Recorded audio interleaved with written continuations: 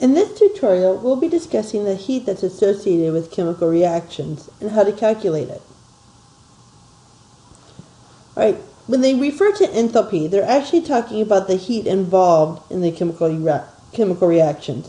It could be evolved, meaning it could be given off, or it could be absorbed during the reaction. Chemical reactions that emit energy are called exothermic. Think of it as exiting the reaction. Chemical reactions that absorb energy are called endothermic. Think of it as entering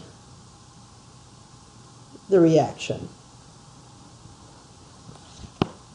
The amount of thermal energy emitted or absorbed by a chemical reaction under conditions of constant pressure, which are common for most everyday reactions, can be quantified in a function called enthalpy.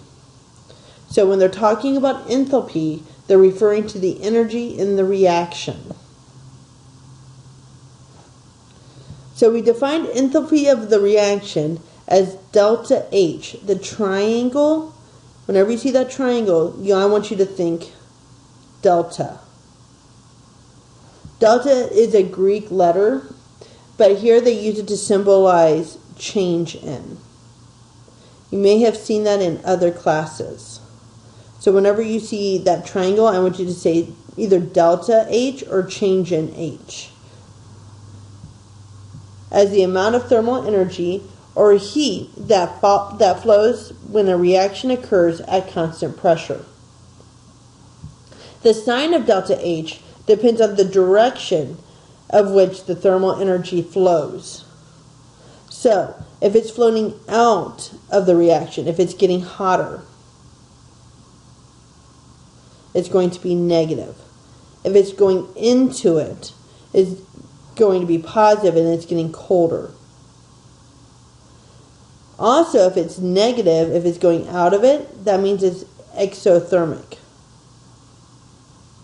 Remember, exiting the reaction. Where here we're going into or entering it, and that's endothermic.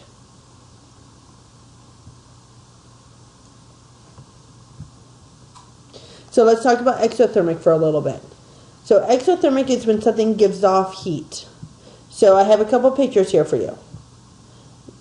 Anytime you see something burning and you feel heat coming off of it, that's an exothermic reaction. What's happening is things are reacting and the products require less energy than the reactants. So this difference in energy here is then released into the atmosphere around it. And so therefore it feels hot because the reaction is giving off that heat. And is actually part of the products here.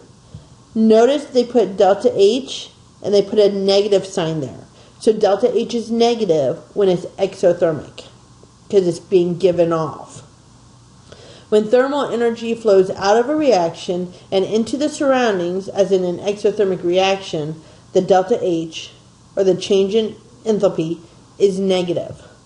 The enthalpy of the reaction for the combustion of CH4, methane, the main component in natural gas, is CH4 plus O2 yields CO2 and H2O, gives off 802.3 kilojoules. That negative means gives off. If that helps put it into words for you.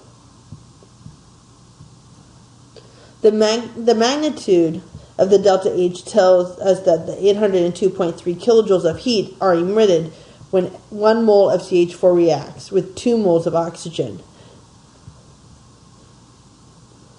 The reaction is exothermic and therefore it's negative. So this can actually then be calculated as part of stoichiometry. The same is true for endothermic, except it's opposite.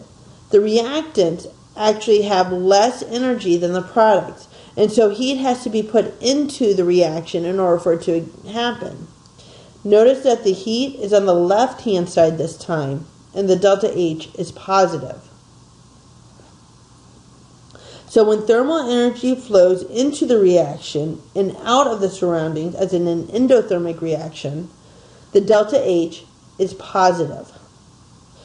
The enthalpy of the reaction for between nitrogen and oxygen gas to produce nitrogen monoxide is this, and it's positive 182.6 for a delta H. That means that this reaction is endothermic, and therefore it has a positive delta H, has a positive enthalpy. The magnitude of delta H tells us that 182.6 kilojoules of heat are absorbed from the surroundings when 1 mole of nitrogen and 1 mole of oxygen react. The amount of heat emitted or absorbed when a chemical reaction occurs depends on the amount of reactants that are actually react. So this is what I was referring to when I said that you can use it as part of the stoichiometry where it's dependent on your substances, the quantity. We usually specify delta H in combination with a balanced chemical equation for the reaction. The magnitude of delta H is for the stoichiometric amounts of reactants and products for the reaction as written. For example, the balance equation in delta H for the combustion of propane, which is fuel that we use in gas tanks, is negative 2044 kilojoules. That means for every 1 mole of C3H8 that react with 5 moles of O2 to form 3 moles of CO2 and 4 moles of H2O, 2044 kilojoules of heat will be emitted. These ratios can be used to construct conversion factors between amounts of reactants or products and the quantity of heat exchanged. So let's do some practice problems with these. Let's say we have that propane gas, and we have 1.18 times 10 to the third grams of it. Calculate the heat in kilojoules associated with the complete combustion of all the propane tank. So this is what we're looking for. We're looking for the delta H of the reaction. And this is kilojoules per mole. So, in order, just like stoichiometry where we had to go to moles first, we're going to do that here. So we're going to go to moles of octane. In order to do that, we're going to use the coefficients. And before we get to there, we have to go from grams to moles. Now, I don't have the periodic table written here, but I'm hoping that you have one with you. Carbon is 3 times 12.0, which gives us 36. And hydrogen is 8 times 1.0, which gives us 8. We add those together for a molar mass of 44 grams. And that's going to go right here. So we can set this equation up like this. We have 1.18 grams, or times 10 to the third grams of C3H8 over 1. We have grams on the top, that means we want grams on the bottom of the propane. And we're going to the moles of the propane.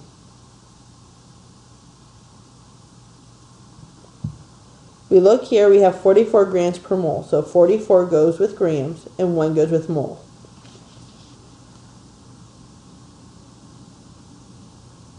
Now for every 1 mole of C3H8, we have 1 mole of the enthalpy. Or you can think of it as for every 1 mole of C3H8, we're going to produce 2,044 kilojoules. That makes it a little bit easier when you think of it this way.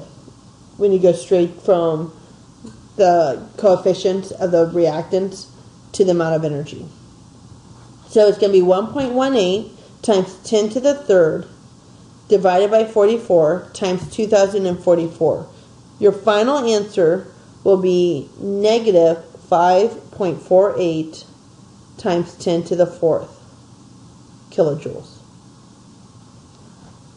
That means 5.48 times 10 to the fourth kilojoules will be given off when you react 1.18 times 10 to the third grams of propane. Let's try another one. How much energy is given off when 8.22 moles of H2 react? So we're going from here to here. So for every 2 moles of H2 that react, we're going to produce this much heat. We're going to write that as a conversion factor. That might help us a little bit more at the very end. Alright. So we're already in moles, so we don't have to convert that. So we're just going to go ahead and put it into our reaction.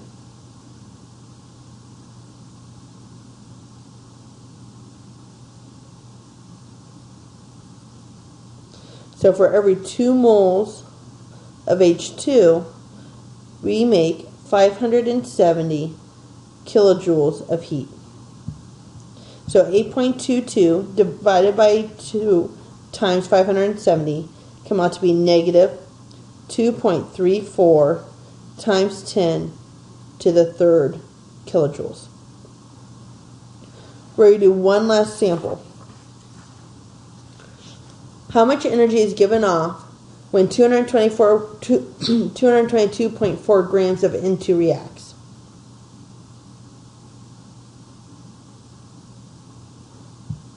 So 222.4 grams. And we want to know how much energy. So let's look at the coefficient. For 1 mole of N2, we're going to produce negative 91.8 kilojoules. So we're going to go from here to here. We need to get to moles first. Nitrogen is 14.0 off the periodic table. We have 2 of them, so we're going to multiply by 2, so that goes to 28.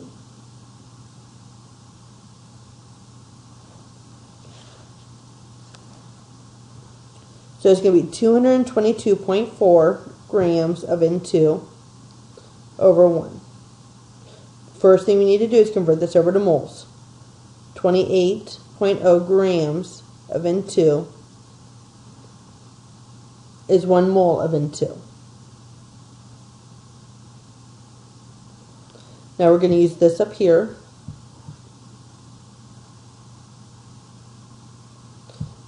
Is going to yield negative 91.8 kilojoules. So 222.4 divided by 28 times 91.8 comes out to be negative 729.2 kilojoules, which means 729.2 kilojoules will be given off in this reaction. And that is how you use enthalpy with stoichiometry.